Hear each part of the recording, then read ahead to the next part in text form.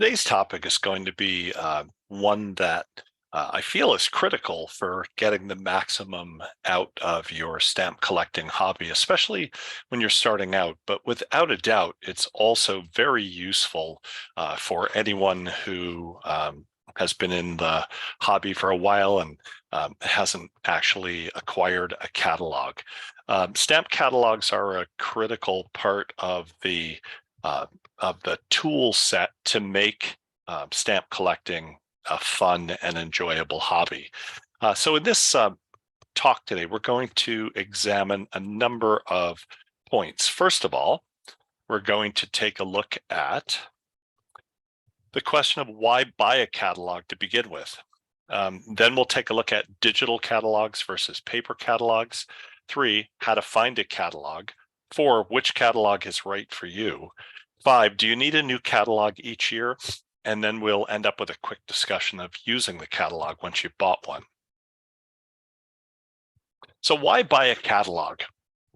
Well, it is possible to collect stamps without owning a catalog, but it's not easy to do so. And my sense is it's also probably not as fulfilling as it might be. A catalog, especially a catalog that concentrates on one country, such as the Unitrade Specialized Catalog of Canadian Stamps, which you can see on the screen, is designed to give you all of the information you need to collect the stamps that have been issued by the country that you are collecting from the beginning until the current day. They come out each year, and we'll be taking a look at in a little while at why and whether it's something that you would like to do to acquire a new catalog each year. But they're published each year with the issues of the current year being the final section in the catalog. So why buy a catalog? Well, first of all, it's not always apparent when stamps were issued. If you look at the stamp in the upper right-hand corner, this one very clearly says it's a commemorative stamp, 1865 to 1965. You can pretty well guess that this will have been issued probably in 1964, 65, 66. And so you can get pretty close to the issue date. But take a look at the stamp in the bottom left-hand corner, the Diwali stamp issued by Canada. There's no date on that stamp. If you want to be able to figure out when the stamp was issued, stamp catalogs are very, very useful. We'll talk in a little bit about why that's so. Number 2, they also give you an idea of varieties that have been issued. If you have a stamp album that has just one spot for a particular stamp, you might be interested to find out that there are a lot of other varieties of that stamp that your particular album doesn't feature. So that's also important. Second and third, now, it gives you an idea of general values. It also will help you learn some of the background on the stamps, who designed it, when it was printed, are there any special pre-production items available for that stamp. Pretty much everything you need to know to be a general good collector of a particular country. Next, the question of digital catalogs versus paper catalogs comes up. A digital catalog is one that is available online. You pay a subscription or you buy less. This is less so. You buy the rights to be able to look at the catalog online. And more often you pay a subscription each year to be able to do so. A paper catalog, obviously you just buy and order and it shows up at your house and you have an actual tangible copy in your hands. What's the difference? Well, the beauty of the digital catalog is that the digital catalog is very often updated as new information comes in. This isn't always the case, but it is pretty regularly the case. So if you have a Stanley Gibbons digital catalog or a Michael or a Michel, depending on how you pronounce that and which country you're in, or you have a Scott catalog that's digital. The information is updated pretty regularly. So you can be pretty sure if there's a new variety or a new perforation type that has been discovered, that it will be in there much quicker than the paper catalog. The paper catalog comes out once a year. What are the drawbacks? Well, the digital catalog, while it can be searched, and you can put in specifically what you want, it's not as easy for a beginning collector to use because you have to know what you're looking for. And if you have a paper catalog, you can flip through it until you find something that actually looks like the type of thing you're looking for. And then all the information is right in front of you. Both of them have their strengths. I feel that for beginning collectors, a paper catalog is probably more useful. How do you find a catalog? Where do you find them? Search out your local stamp shop if you still are lucky enough to have one. They would certainly have catalog for the year. You can find online dealers that also deal in the catalog, or you can search out the publisher and order directly from them. And again, it's shipped directly to your house, and it's quite simple to get a hold of one.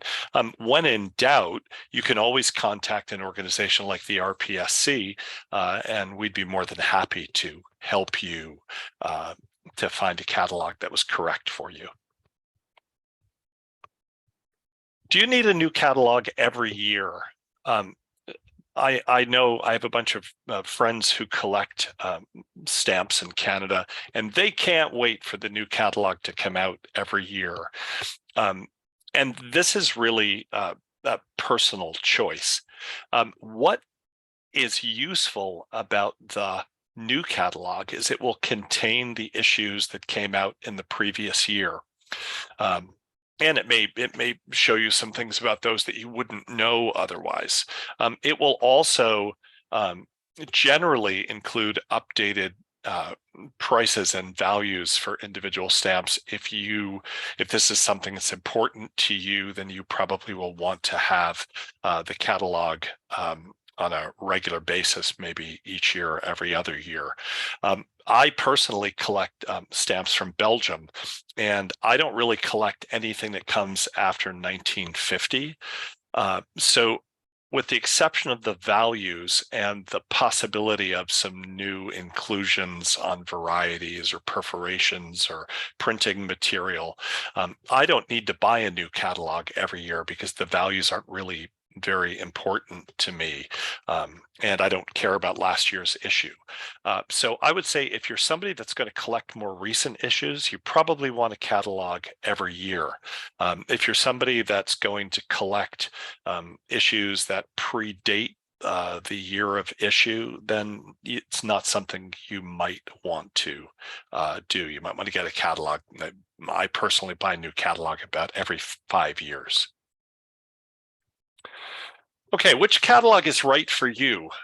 Well, this list comes from the Unitrade website, the publishers of our wonderful specialized catalog of Canadian stamps, which, as it says right up at the top, is updated annually and published by Unitrade Associates.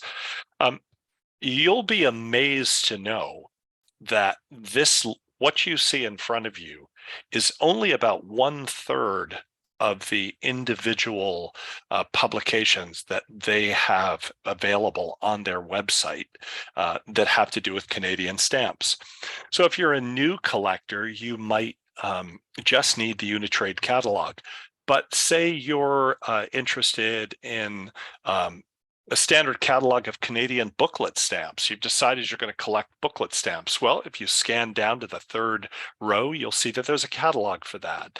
The Canadian stamp handbooks are focus on a specific issue from the period of a specific issue or the reign of a particular monarch. Go down a little bit further, there's a pre-cancel catalog. You'll see that there's Canadian Railway cancellations. So the point is, once you've got your basic catalog and you spent a little bit of time doing this, you might find that there's a particular area you want to specialize in. And that's when you start searching for a specific catalog that deals with the area, more focused area you want to collect. Your specialized catalog, which is the one that we began with, will only contain so much information about that. It can't obviously include all of the information. So this is that can be a very broad approach to the full issue catalog of a country.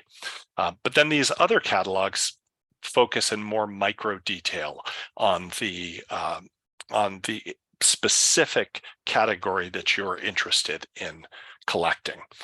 So you can always go to the publisher, or of course, if you belong to the American Philatelic Research Library, or you can go to the Vincent Graves Green Foundation and put in Canada and on their website with their library and their library catalog, which links to many other catalogs across the globe.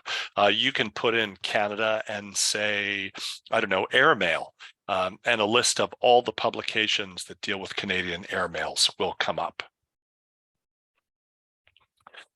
Using the catalog. Now, when I bought my first catalog and I started collecting US stamps, I went right to the stamps in the back, and I missed all of the incredible information that's contained at the front of the catalog. Here's a general list of all of the different types of Canadian stamps that are that you can look up, in the various cancels and all of those things that are very interesting to explore. But if you look up at the top, there's also a section that describes how the items are numbered, understanding the listings, like how to be able to decipher what you read, catalog values and the different grades that influence that. The formats that the stamps come in, how to tell perforations, self-adhesive stamps that are die cut rather than perforated, which is more the case with modern stamps, the different types of gum and tagging, paper, constant plate varieties, or the flaws or varieties that are in individual printing plates. All of these things will help you to be able to understand more about the catalog. So I always start in the introduction. Then there's a description of the two different areas, the province of Canada, the Dominion of Canada. And if you take a look, it looks like there's not a lot in that Dominion of Canada section until you realize it starts at page 47 and it ends at page 562. So that's where the bulk of your the bulk of the stamps that have been issued by this country will be found. There are also different types of cancellations. Beginning at 558, we have the 4-ring numeral cancels, 2-ring numeral cancels. And if there is a very important Cinderella topic that's in your particular country, you will find this occasionally as well in the catalog. What's a Cinderella?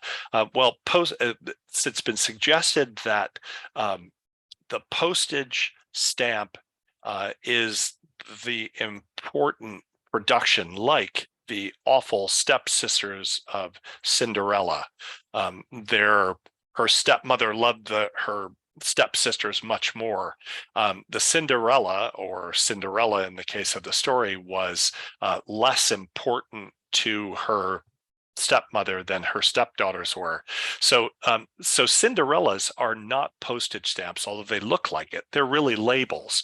And in the case of Canada, the National Christmas Seal is one of our most important Cinderellas. So you'll see a listing for that. There's also postal stationery, meaning, postal cards or envelopes, things like that, registered envelopes, air letters, those things. What you won't find there is postcards, which are privately produced picture postcards to be sent by tourists from respective places. This is postal stationery put out by the country. Colonial issues, Newfoundland, which, you know, is a specific collecting area of it in and of itself, postal stationery of Newfoundland. And then there also is a stamp identifier to help you at page 635 to help you to be able to figure out which stamp you've got in your hand if you have one of the small definitives. Here's a page from the same Unitrade catalog. And you'll notice that we're looking at the Diamond Jubilee issue, and you notice if you look at the left-hand side, there are pictures of all of the stamps with their Unitrade numbers. And then if you go over to the right-hand side, and let's look at number 52 at the top, the 2-cent green, which corresponds to the left side of the page, top row, second stamp from the right, which is number 52. It will tell you the things that you need to know about that. What can we tell? Well, it'll give you the values from very fine, fine, very good. It'll give you the value on the right for an example of this stamp on a letter. It gives you underneath the top listing the fact that there is a secondary color, a secondary ink use, which is deep green. It shows you that number 52 was also available as a pre-cancel. And then on the bottom, it also tells you that there were plate proofs that were used to prove that the plate was actually okay before they started to print the stamps, and there are 1,850 of those available. Anyway, so that gives you a general idea of the catalog and the information you find in it. On the left-hand side, you'll see a description of the pictures of plate proofs and specimens, who printed the stamps, the American Banknote Company. And so there's lots of information there. Once you've located information and you've run out of information, that's the time to actually look at the individual catalogs that are more specific. So we really hope this has helped today.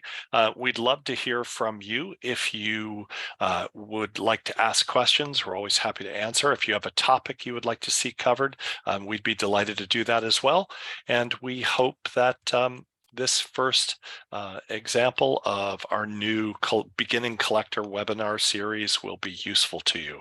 Please like our YouTube page, and we look forward to hearing from you. There'll be an email address at the end, and we hope you've enjoyed this. Thanks very much.